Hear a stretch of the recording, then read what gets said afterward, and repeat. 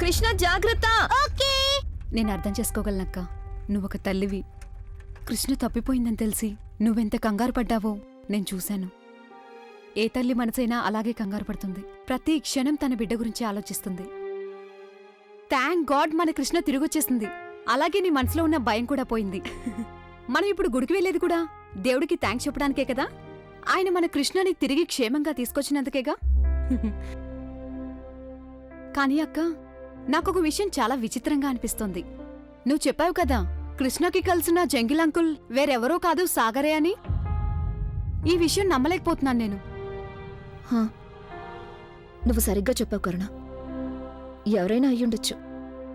లండన్లో చాలా మంది ఉంటున్నారు, సాగర్ ఒక్కడే ఉండటం లేదు కదా.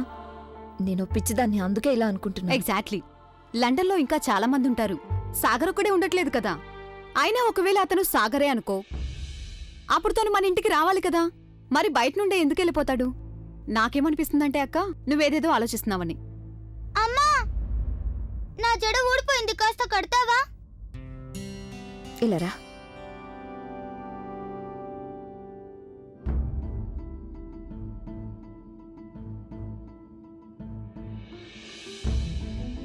అది సరే కృష్ణ, అసలు మీ జంగిల్ అంకుల్ చూడటానికి ఎలా ఉంటారు? ఆయన నేచర్ ఎలా ఉంటుంది? అతను చాలా సీరియస్ గా ఉంటాడు. అలాగే ఎవరితోనే ఎక్కువ మాట్లాడరు. నేనే మాట్లాడుతూ ఉన్నాను, ఆయన మౌనంగా వింటూ ఉన్నారు. అతని ఫేస్ చూస్తేనే తెలుస్తుంది అతనికి అసలు జోక్స్ వేయడమే రాదని. ఒక్క నిమిషం. అదిగో వస్తుంది. అరే వస్తుంది. అరే అదిగో వస్తుంది. రాణివు. వచ్చేసి స్మైల్ చూసావా? అలాగే నేను తనతో గొడవ పడ్డానికి చాలా ట్రై చేశాను, కానీ అతనికి గొడవ పడ్డం కూడా రాదు. ప్రేమ అంటే ఏంటో తెలుసా నీకు? ఇక్కడ ఏ పిచ్చితనాన్ని, ఏ వెరితనాన్ని, అసలు దేనిని ప్రేమ అంటారో తెలుసా నీకు గంగా? నీకు తెలుసా, మేమిద్దరం దంసరెచ్చాడుకున్నాం. దాంతో అతను ఓడిపోయాడు. తనకు అసలు కోపం కూడా రాలేదు. అదే ఆ ప్లేస్ లో ఇంకెవరైనా ఉంటే వాళ్ళ కోపం వస్తుందా రాదా? అలా చేస్తే విరిగిపోతుందిరా. విన్నావా నువ్వు? నీకు ఇప్పటికీ అనిపిస్తుందా సాగరే ఆ జంగిల్ అంకుల్ అని? కృష్ణ ఇప్పుడు చెప్పినవన్నీ విన్న తర్వాత నాకు ఒకటే అనిపిస్తుంది, ఆ వ్యక్తి సాగరయ్యే అవకాశమే లేదని. అస్సలు అనిపించటం లేదు కదా. అమ్మా, జంగ్లీ అంకుల్ నాకేం చెప్పారంటే నన్నెప్పుడు కలవరని చెప్పారు.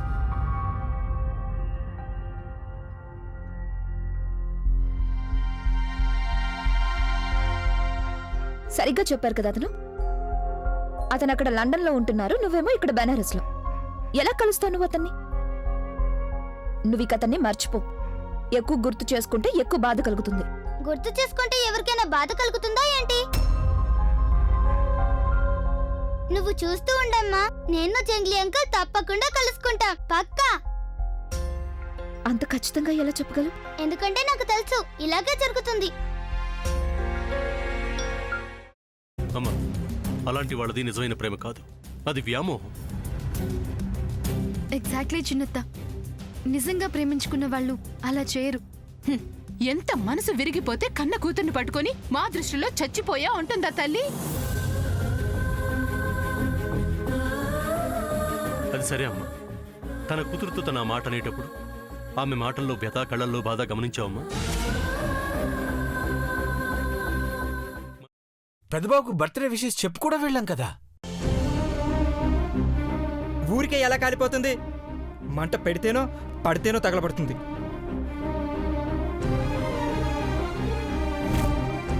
కరెక్ట్ చిన్నబాబు, నీకొచ్చినట్టే నాకు డౌట్ వచ్చింది.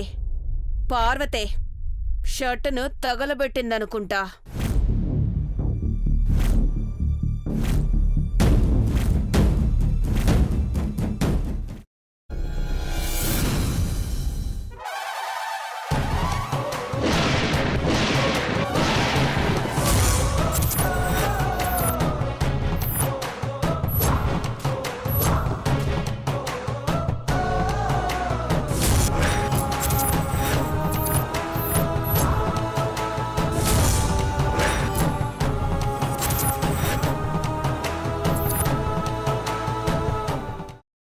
చేసుకున్న తర్వాత పొట్టు తీసేసి చాప్ చేసి పక్కన పెట్టుకోవాలి. ఒక ప్యాన్లో కొద్దిగా నూనె వేడి చేసి అందులో ఆవాలు, మినప్పప్పు, శనగపప్పు, కరివేపాకు, సన్నగా తరిగి పెట్టుకున్న ఉల్లిపాయలు వేసుకుని 1 నిమిషం పాటు వేయించుకోవాలి. ఆ తర్వాత కాల్చి కట్ చేసి పెట్టుకున్న వంకాయని కూడా అందులో వేసుకుని బాగా మిక్స్ చేసి బౌల్లోకి ట్రాన్స్ఫర్ చేసుకుని అందులో తగినంత చిక్కటి పెరుగు లేదా పల్చటి పెరుగు వేసుకుని మిక్స్ చేసి అన్నంతో కానివ్వండి, చపాతీతో కానివ్వండి సర్వ్ చేసినా చాలా బాగుంటుంది.